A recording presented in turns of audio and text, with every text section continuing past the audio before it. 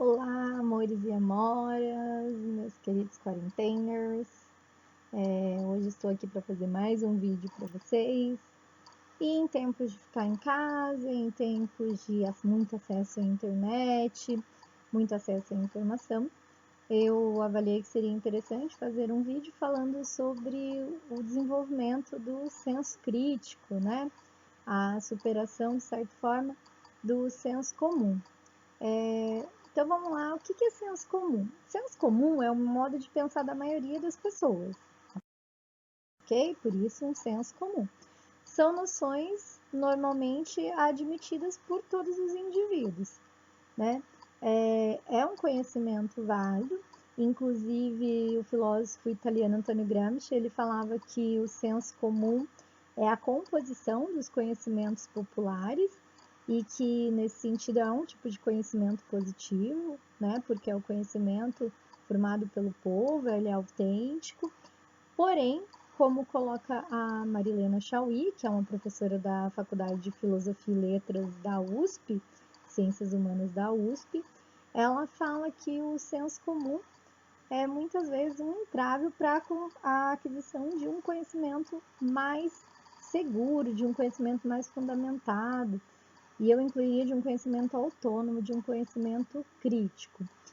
E por que, seguindo essa linha, eu penso dessa forma? Porque você, ao se basear no senso comum, você acaba naturalizando a explicação das coisas, reproduzindo muitas coisas que nem são pensadas ou refletidas por você.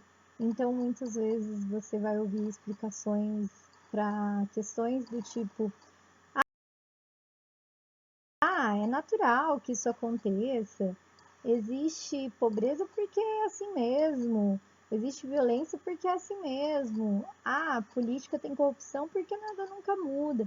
Então, são explicações que são naturalizadas, como se as coisas sempre tivessem sido da mesma forma, que nós não tivéssemos possibilidade de intervir e de modificar. E na verdade o que a gente quer é desenvolver um conhecimento que desfaça esse entendimento imediato, mas que questione e chegue a conclusões sobre as questões sociais, sobre os fenômenos sociais e sobre diversas outras temáticas, tanto coletivas quanto individual, partindo inclusive de problemas sociais, de estrutura social, organização política, enfim. Vários argumentos que são naturalizadores porque são baseados na ideia do senso comum.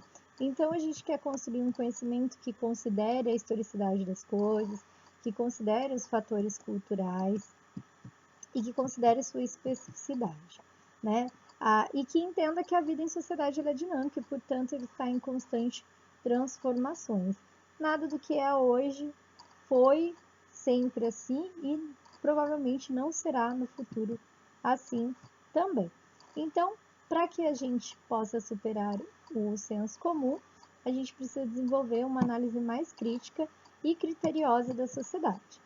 Para a gente superar essa visão imediata, é necessário que a gente desperte uma sensibilidade para perceber o mundo à nossa volta, né? Entender que tudo é reflexo de atividade humana, né? Então, se o ser humano ele fez algo, ele também pode modificar o que está colocado. E aí, para a gente treinar esse olhar de superação, né? Esse olhar de superar a visão imediatista das coisas, a visão superficial, a gente primeiro precisa identificar as características desse senso comum, né? Desse pensamento baseado no senso comum, na ideia comum de todos, para que a gente possa construir um pensamento crítico. Então, eu separei algumas características que eu acho importante a gente falar, e a primeira delas é que o senso comum ele tem como característica ser imediatista. O que significa isso? Ele é extremamente simplista, ele não é fruto de uma reflexão. Então, ele acredita no imediato, no que está ali, no que está colocado, eu acredito e pronto. Então, eu vi na internet, é verdade, acabou, né? Porque eu vi ali na internet Então, é verdade. Então, eu vi ali na internet que se eu fizer um gargarejo com água morna, eu vou eliminar o vírus do Covid.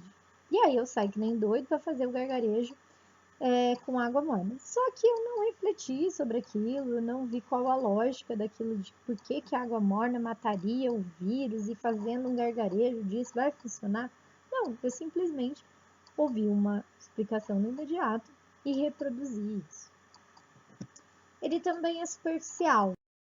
O que é algo superficial? Algo que está ali na superfície, na aparência. Então, eu gosto de fazer analogia relacionada a um lago, a um rio. Quando eu vou num rio, num lago, e eu olho lá, eu não vejo o que tem lá por dentro. Eu não vejo se tem pedra, se não tem, se é raso, se é fundo. Eu estou vendo só ali na superfície.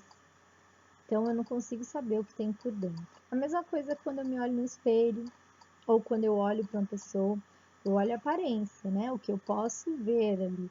Mas eu não sei o que de fato tem por trás daquilo. Então, o conhecimento superficial está justamente nessa mesma perspectiva. Eu só acredito no que eu estou vendo ali, não questiono o que tem por trás. Então eu digo, é assim porque eu vi, é assim porque disseram, porque todo mundo diz, né? Esse todo mundo diz e todo mundo fez e todo mundo faz é engraçado porque um jovem, eu sempre brinco com os meus alunos isso, quando vai pedir para os seus pais para fazer alguma coisa, o primeiro argumento que ele usa não é falar onde que é, como que vai ser, que horas vai voltar, nada. É dizer porque todo mundo vai. E o pai assertivamente diz assim, mas você não é todo mundo, que é um fato. Por quê? Porque não significa nada, porque todo mundo disse, porque todo mundo fez, né? Se a gente pegar a história, por exemplo, a escravidão era algo que estava na lei e era correto. Então não é porque todo mundo faz, porque todo mundo diz que é o certo, que é o real e que é o de fato o, o crítico, o refletido, o pensar. Não, só se conforma com aquilo que vê ali. Então eu recebo lá no WhatsApp uma notícia falsa, eu não passo a saber de onde é a fonte, quem diz, quem fez, quem não fez. O que eu faço? Eu vou lá e saio reproduzindo, sem ao menos ter confiança na veracidade da informação. Porque eu estou me conformando ali com aquela superficialidade daquele conhecimento ali. Ele é acrítico. Por que ele é acrítico? A gente está falando aqui de desenvolver um conhecimento crítico, um conhecimento que reflita sobre as coisas, que questione, que problematize, que busque explicações. O acrítico é justamente o contrário disso. Ele não questiona nada, ele não estabelece uma visão aprofundada sobre o que está vendo, ele simplesmente aceita o que está dado ali. Então, se um governante fala, eu acredito, se um ator fala, eu acredito, se um cantor fala, eu acredito, e nem ao menos vou refletir sobre aquilo, vou questionar, peraí, é verdade. Então eu, Ariane, aqui, formada em ciências sociais, digo para você, pode sair na rua que não tem perigo nenhum, ninguém vai ter contaminação, esse negócio aí de dizer que tem pandemia, é tudo invenção. Aí você simplesmente faz o que eu falei. Eu tenho propriedade para estar falando sobre isso? Não, né? Não está existindo uma reflexão quando você acata o que eu digo. Você simplesmente está sendo acrítico e acreditando numa coisa que você ouviu aqui na internet. Em contrapartida, ser crítico é você. Nossa, mas será que isso é verdade? Vamos lá, vamos procurar médicos, biólogos, infectologistas e ver o que essas pessoas estão falando sobre isso. Porque elas sim não vão estar falando baseado na imediaticidade, na superficialidade. Elas vão estar falando fundamentadas em teorias, em pesquisas, em dados estatísticos, né, na experiência. Então, não é só uma informação. Mas o conhecimento acrítico ele segue qualquer informação que o vento leva facilmente. Outra característica do conhecimento do senso comum é que ele é cheio de sentimentos. Então, ele não tem uma visão da realidade marcada pela objetividade, pela racionalidade, mas sim pela emoção. Então, se alguém que eu gosto fala uma coisa, eu acredito. Alguém que não gosta, eu não acredito e pronto, descarto. Ou eu levo muito para o meu lado emocional, o que vai me interessar naquele momento. Voltando a um exemplo da pandemia. Todo mundo está com medo, certo? Ou deveria estar, porque é uma pandemia. E ok estar com medo, tudo bem em relação a isso. Então, a melhor coisa que eu gostaria de ouvir nesse momento é que alguém dissesse: não, não é bem assim, não precisa se preocupar, né? Meu coração ia ficar confortável, né? Eu poderia voltar a visitar meus pais, poderia sair do isolamento social. Só que isso é o que o meu coração quer ouvir, né? O que a minha emoção quer ouvir. Só que isso não é a realidade racional da situação. Então eu vou falar: ah, não, mas isso é o que eu quero ouvir mesmo, eu quero sair, eu quero ir fazer atividade física na rua, eu quero ver meus amigos, quero ver meu namorado, enfim. Então eu vou aceitar a explicação que mais esteja baseada na minha emoção e não na minha racionalidade. E por último, para finalizar, para mim uma das piores características desse conhecimento é que ele é cheio de preconceito, né? O que é o preconceito? Nada mais é do que conceituar algo antecipadamente, né? É a atitude de achar que sabe de alguma coisa sem conhecer de fato. Então, veja bem, voltando ao exemplo, eu fiz essa aula até pensando nessa contextualização. Você dizer que a culpa toda é da China, pensar nessas teorias megalomaníacas da conspiração aí, de que eles fizeram tudo pensado numa questão econômica e que o vírus foi produzido no laboratório, mesmo que 1 milhão de cientistas no mundo inteiro tenha dito que é impossível produzir esse vírus em laboratório. Mas o seu preconceito contra os chineses, o seu preconceito contra o Oriente, a sua xenofobia te faz disseminar piadas preconceituosas sobre isso, te faz acreditar nessa ideia, né? E então essa característica do cheio de preconceito é justamente por não saber de algo, você toma aquilo como verdade e julga aquilo como se fosse verdadeiro a partir do seu preconceito, a partir do preconceito que é produzido no senso comum.